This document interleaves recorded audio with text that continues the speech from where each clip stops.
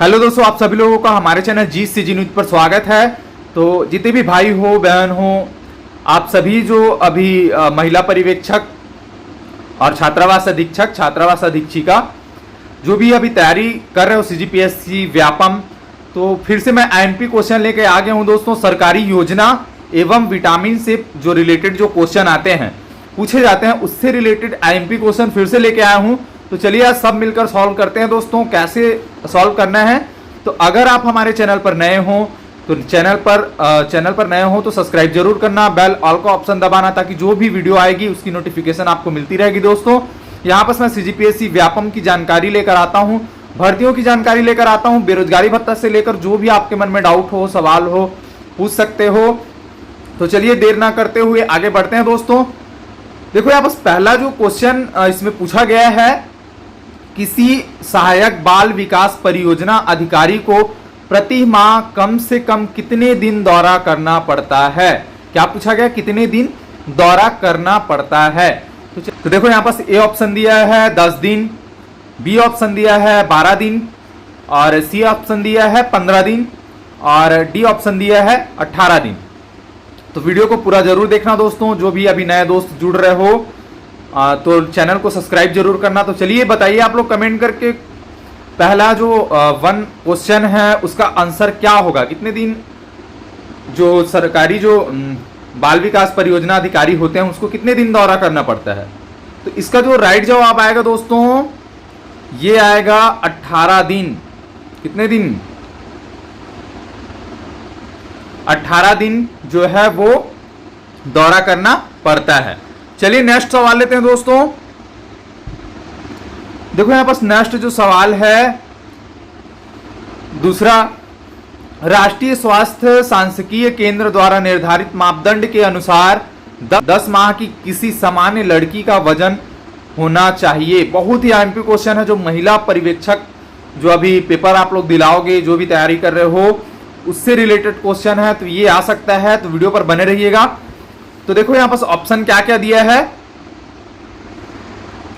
A option दिया है यहां पास 9.5 kilogram, B option 7.5 kilogram, C option 6.5 kilogram, D option 5.5 kilogram. तो देख रहे हो आप लोग ये जो दिया है, तो इसका सही आंसर क्या होगा आप लोग बताइए। तो इसका जो सही आंसर होगा ए होगा 9.5 किलोग्राम। चलिए आगे नेक्स्ट क्वेश्चन लेते हैं दोस्तों।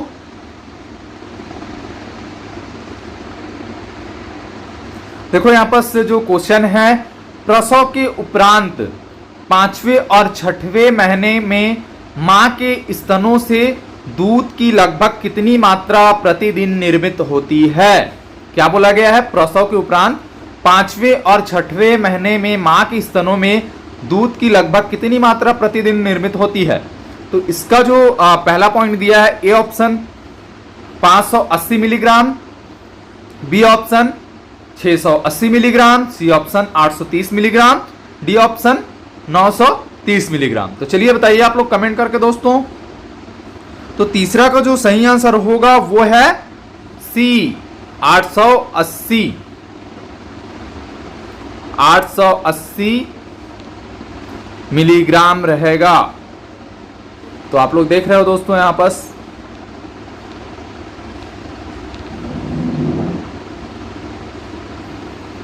तो जो तीसरा का जो सही आंसर रहेगा वो है 830 मिलीग्राम। चलिए नेक्स्ट क्वेश्चन लेते हैं दोस्तों।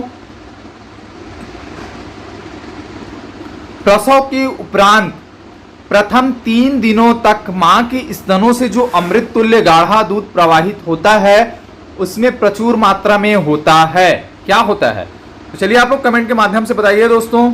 ए ऑप्शन है विटामिन ए व विटामिन सी, बी ऑप्शन है विटामिन बी व सी ऑप्शन है विटामिन सी व डी ऑप्शन है विटामिन बी व डी। तो क्या होता है आप लोग कमेंट के माध्यम से बताइए। इसका जो सही आंसर है वो क्या होगा, जो मां के दूध से जो प्रवाहित होता है प्रचुर मात्रा में, उसमें क्या पाया जाता है। तो बताइए दोस्तों इसका सही आंसर क्या होगा, विटामिन ए व सी। पहला जो आएगा विटामिन ए व सी। चलिए नेक्स्ट सवाल लेते हैं दोस्तों। जन्म के बाद बच्चों को कब तक सिर्फ मां के दूध पर निर्भर रहना चाहिए। यहाँ पर क्या पूछा गया, जन्म के बाद बच्चों को कब तक सिर्फ माँ की दूध पर निर्भर रहना चाहिए। तो देखो यहाँ पर कब तक रहना चाहिए, ए ऑप्शन 1 माह, बी ऑप्शन 3 माह, सी ऑप्शन 6 माह, डी ऑप्शन 1 साल। तो क्या आएगा इसका सही आंसर, तो इसका जो सही आंसर आएगा दोस्तों वो है सी ऑप्शन 6 माह तक। नेक्स्ट क्वेश्चन लेते हैं दोस्तों, बहुत ही एमपी क्वेश्चन था। निम्नलिखित में से कौन सी सेवा एकीकृत महिला एवं बाल विकास योजना द्वारा प्रदान नहीं की जाती है। तो कौन सा नहीं किया जाता, जो इसमें देखो क्वेश्चन को समझना बहुत जरूरी है, तो आप लोग ना थोड़ा क्वेश्चन को पढ़ना, उसके बाद ही सोच समझ कर वहां पर टिक करना। तो चलिए आगे एक बार और क्वेश्चन को पढ़ते हैं। यहाँ पर पूछा क्या गया है, निम्नलिखित में से कौन सी सेवा एकीकृत महिला एवं बाल विकास योजना द्वारा प्रदान नहीं की जाती। तो कौन सा योजना है जो बाल विकास योजना द्वारा प्रदान नहीं किया जाता। तो देखो यहाँ पर क्या दिया गया है, ए पॉइंट टीकाकरण, बी स्वास्थ्य जांच, सी शाला पश्चात शिक्षा, डी पूरक पोषण आहार। तो देखो भाई बहुत ही आईएमपी ये क्वेश्चन है, आप लोग देख रहे हो। तो देखो यहाँ पर समझने की कोशिश करेंगे। ए ऑप्शन है टीकाकरण, देखो ये तो सुविधा प्रदान की जाती है। बी ऑप्शन है स्वास्थ्य जांच, ये भी सुविधा प्रदान की जाती है। और डी ऑप्शन की बात करें पूरक पोषण आहार, आप लोग तो जानते ही हो यहाँ पर क्या बांटा जाता है, जननी सुरक्षा योजना के अंतर्गत जो पोषण आहार है वो भी दिया जाता है। तो इसका जो सही आंसर है वो क्या होगा, तो सही आंसर जो इसका होगा वो है सी शाला पश्चात शिक्षा।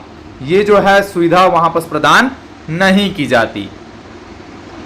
तो नेक्स्ट क्वेश्चन लेते हैं दोस्तों, सामान्यतः जन्म के समय शिशु का वजन कितना होना चाहिए, कितना होना चाहिए, जो जन्म के पश्चात जो वजन होता है शिशु का वो कितना होना चाहिए।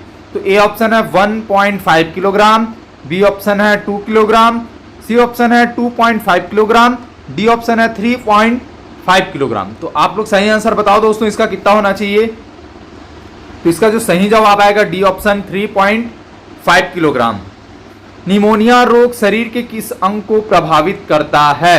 देखो तो ए ऑप्शन है आंत, बी ऑप्शन है तंत्रिका तंत्र, सी ऑप्शन है फेफड़ा, डी ऑप्शन है सांस नली।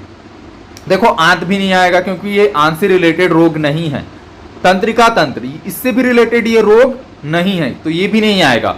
उसके बाद लेते हैं फेफड़ा, देखो यहाँ पास फेफड़ा आएगा, सांस नली जो है वो नहीं आएगा। तो ध्यान रखिएगा, कंफ्यूज मत होना दोस्तों। इसका जो सही आंसर आएगा, ध्यान रखिएगा, निमोनिया जो रोग है वो जो हमारे शरीर का जो अंग है वो फेफड़ा रोग है, जो फेफड़ा है उसी को प्रभावित करता है। तो ध्यान रखिएगा, इसका जो सही जवाब आएगा फेफड़ा आएगा।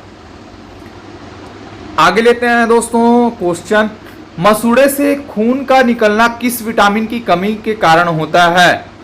तो कौन सा कमी है, vitamin A, vitamin B, vitamin C, vitamin D, बताइए आप लोग कमेंट के माध्यम से।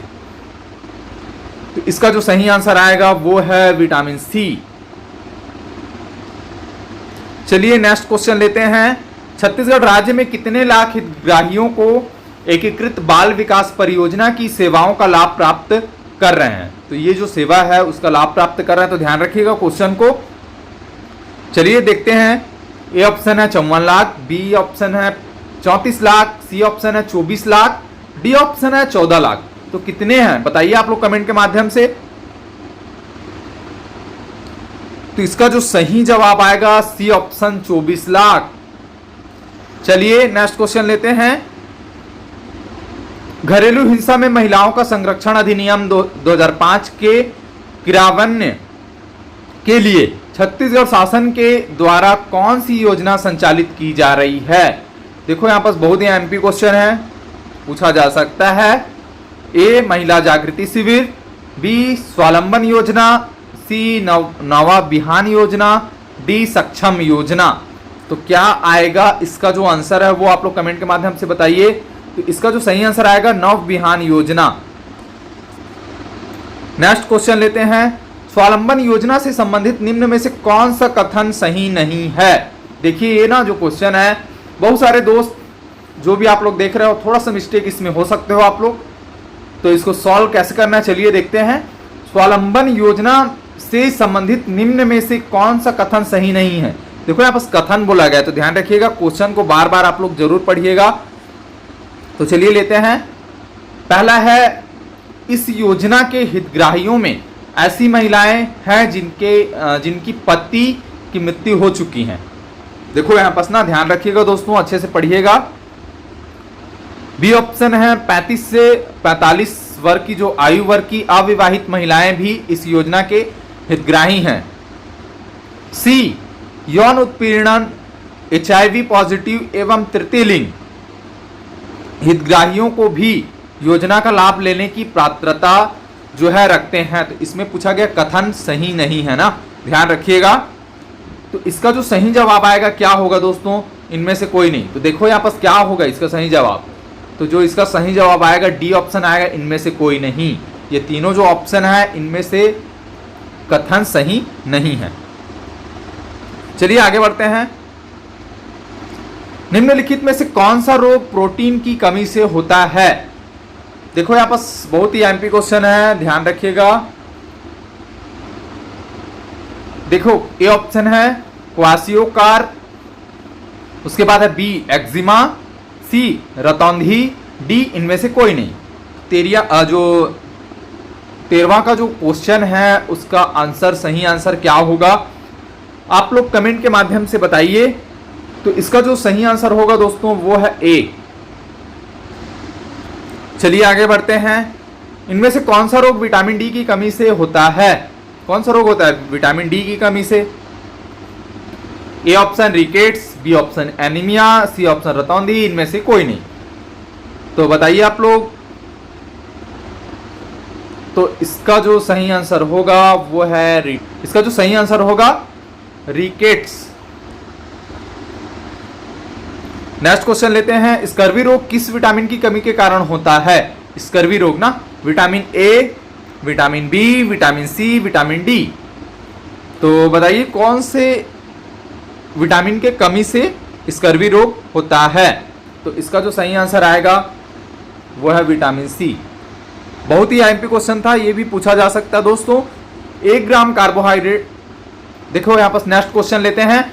1 ग्राम कार्बोहाइड्रेट से कितनी कैलोरी ऊर्जा मिलती है। तो चलिए लेते हैं ये क्वेश्चन। तो 9.2 कैलोरी, 6.2 कैलोरी, 4.2 कैलोरी, 3.2 कैलोरी। तो बताइए इसका सही आंसर क्या होगा दोस्तों। तो इसका जो सही आंसर होगा वो है सी आंसर, 4.2 कैलोरी, 4.2 कैलोरी। आगे लेते हैं। प्रोटीन इनमें से किसका यौगिक है। कार्बन का, हाइड्रोजन का, ऑक्सीजन का, नाइट्रोजन का। तो देखो भाई ये प्रोटीन जो है किसका यौगिक है आप लोग बताइए। जितने भी दोस्त देख रहे हो, जो चैनल पर जुड़े हो, तो नए हो तो सब्सक्राइब जरूर करना। तो चलिए इसका जो आंसर देखते हैं क्या है, बताइए आप लोग कमेंट के माध्यम से। तो इसका जो सही आंसर आएगा, प्रोटीन इनमें से किसका यौगिक है, तो इसका जो सही आंसर आएगा नाइट्रोजन, नाइट्रोजन का यौगिक है। नेक्स्ट क्वेश्चन लेते हैं। वर्ष के किस माह को जननी सुरक्षा माह के रूप में मनाया जाता है। एमपी क्वेश्चन है दोस्तों। ये क्वेश्चन महिला पर्यवेक्षक में पूछा जा सकता है। मार्च, अप्रैल, मई, जून। मार्च, अप्रैल, मई, जून। तो बताइए कौन सा माह है, कौन से माह में ये जननी सुरक्षा योजना जो रूप है इसका जो मनाया जाता है। तो बताइए जननी सुरक्षा माह के रूप में मनाया जाता है, ये कौन सा माह है। तो इसका जो सही आंसर आएगा वो है बी। चलिए नेक्स्ट क्वेश्चन लेते हैं दोस्तों। सामान्यतः 19 से 50 वर्ष की महिलाओं को प्रतिदिन कितने मिलीग्राम आयरन की आवश्यकता होती है। बहुत ही एमपी क्वेश्चन है दोस्तों। तो बताइए आप लोग कमेंट के माध्यम से क्या आएगा इसका आंसर।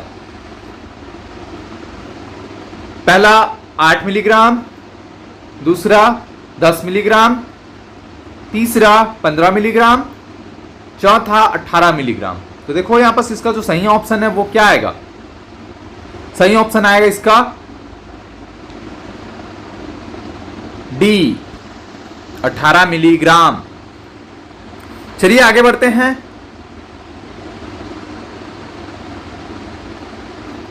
महिला एवं बाल विकास विभाग द्वारा महिला उत्थान के क्षेत्र में उत्कृष्ट योगदान के लिए दिए जाने वाले मिनी माता सम्मान पुरस्कार की शुरुआत किस वर्ष से किया गया है? किस वर्ष से किया गया है? कमेंट के माध्यम से बताइए दोस्तों आप लोग। तो ए ऑप्शन है 2000 से, बी ऑप्शन है 2001 से, सी ऑप्शन है 2002 से, डी ऑप्शन है 2003 से। तो इसका जो सही जवाब आएगा 2001 से, बी ऑप्शन आएगा। चलिए आगे लेते हैं क्वेश्चन। निम्नलिखित में से कौन सा रोग विटामिन ए की कमी से होता है? तो देखो यार, ये तो बहुत सिंपल है, इसको आप लोग बता सकते हो। आप लोग बताइए कमेंट के माध्यम से कौन सा होता है, लेकिन बहुत ही इंपॉर्टेंट क्वेश्चन है ये। तो इसका सही जवाब आएगा बी। चलिए नेक्स्ट क्वेश्चन लेते हैं दोस्तों। बच्चे में पाया जाने वाला टैटिन रोग किस विटामिन की कमी से होता है? Vitamin B, vitamin C, vitamin D, vitamin K. इसका सही आंसर क्या होगा? दोस्तों आप लोग बताइए इसका सही आंसर क्या होगा? विटामिन के। तो आप सभी दोस्तों का बहुत बहुत धन्यवाद हमारे चैनल से जुड़ने के लिए। इसी तरह की जानकारी पाने के लिए हमारे चैनल को सब्सक्राइब जरूर करना दोस्तों, ताकि जो भी आने वाली वीडियो की नोटिफिकेशन है वो आपको मिलती रहेगी। साथ ही साथ अपने दोस्तों के साथ शेयर करना मत भूलना और हमारे चैनल को सब्सक्राइब करना और बेल आइकन का ऑप्शन आप लोग जरूर दबाना, ताकि जो भी वीडियो की नोटिफिकेशन है वो आपको मिलती रहेगी नेक्स्ट वीडियो लेकर, नई जानकारी लेकर। तो धन्यवाद। जय छत्तीसगढ़ दोस्तों।